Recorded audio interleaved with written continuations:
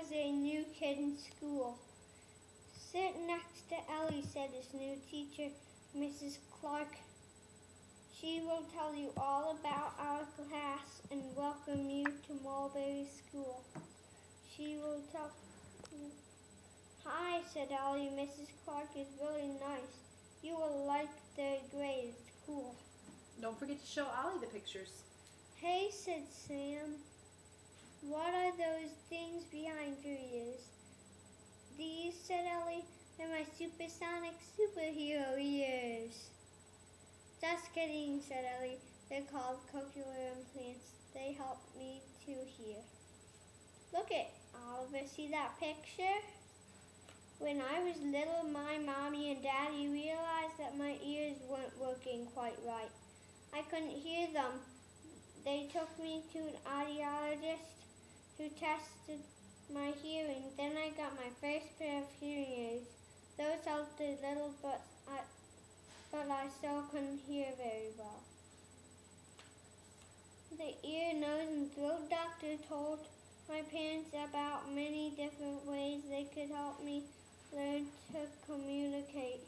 One of them is a cochlear implant.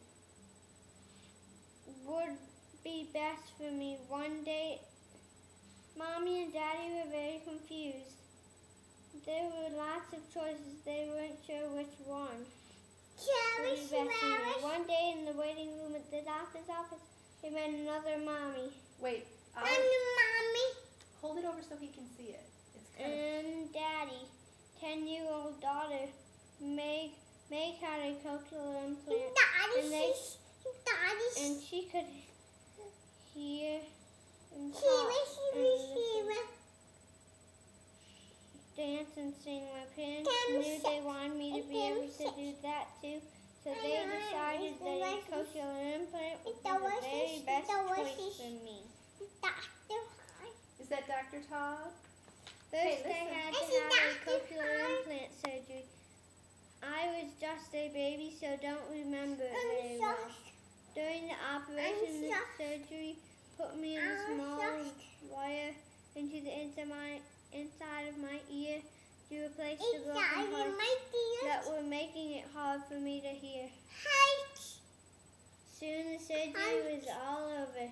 Nurses bandages up my head. Mommy and Daddy took me home to rest. Look, she has a bandage. Look, that's a magnet that goes in your head. Turn the page. That's what it looks like.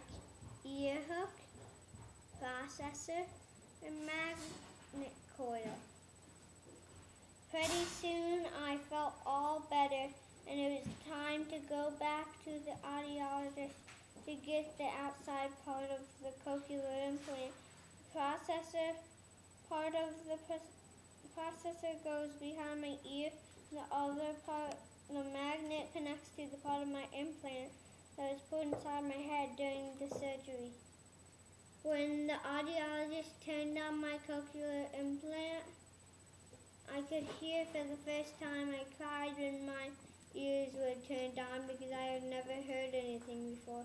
Mommy and Daddy cried, but their tears were because they were very, very happy I could hear. Mommy and Daddy took me to a special teachers who taught me how to listen and talk. They also told Mommy and Daddy games you could play at home. To help me learn how to listen with my cochlear implant. Sometimes it was hard work, but mostly it was really fun. Soon I was ready to come to Mulberry School, even though I'm the only kid at school who hears with a cochlear implant. It doesn't stop me from doing the same things as all my friends. Can you hear the coach's whistle blow if you play soccer, asked Sam? Yes, said Ellie, I love playing soccer. Ollie, look at the picture. Look. Can you talk on the telephone, asked Sam? Yes, said Ellie. My Nana calls me every Wednesday night. Ellie, what do you think her Nana is? What's her Nana? Her Nana is her grandma. Right. Can you hear music? Asked Sam. Yes, said Ellie. I'd like to sing along to my favorite songs. That's his name. What if a rock band came to school and took over the gym? Could you hear them? Asked Sam. I guess said Ellie, but that's never happened at Mulberry School. What if aliens came down from outer space and their spaceship landed on the playground and they came into our classroom and spoke to you in alien language? Could you hear them? Asked Sam. I could hear them, said Ellie, but I don't speak alien. Also, I'm pretty sure that's not going to happen anytime soon.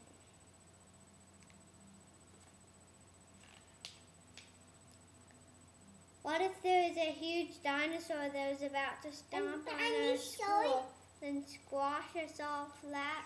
And the only way we can know that it was coming by hearing it, it kept roaring and roaring and getting closer and closer. And Sam, said Ellie, I could hear, but that's not going to happen. Okay, said Sam, but what would be, that would be so cool. One more question, asked Sam. Can you hear the teacher? No, said Ellie. No, asked Sam. No, because you keep distracting me with your crazy questions, Ellie said with a giggle as she turned to face the teacher. Is that like Ollie distracting you? Yep. A few minutes later, Sam thought of another question for Ellie. He tried to hold her, but he just couldn't. Kept him help himself. He tapped her on the shoulder. Psst, Ellie, Sam whispered, but Ellie didn't turn around. Ellie, he said a little louder, but Ellie didn't budge. Ellie, Sam screamed, can you hear me now? Yes, Sam, I can hear you, said Ellie with a giggle. I just wasn't listening. Okay, what was the title of that book? Ellie's Ears. And who was the author and who was the illustrator? By Elizabeth Annie Massachi.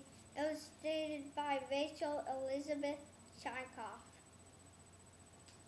Yeah. Is that a little bit like your story? Hold the book down. Is it like your story? A little bit like it and a little bit different too. How is it different? Because she goes home to rest. And then she comes back the other day. And I stayed there at the hospital. Well, you did have to go back to get mapped though. But also you were a baby.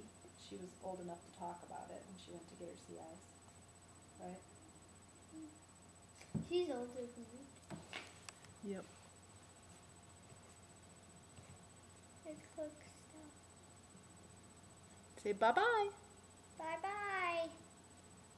Ollie, say bye-bye. Say bye-bye. Bye-bye.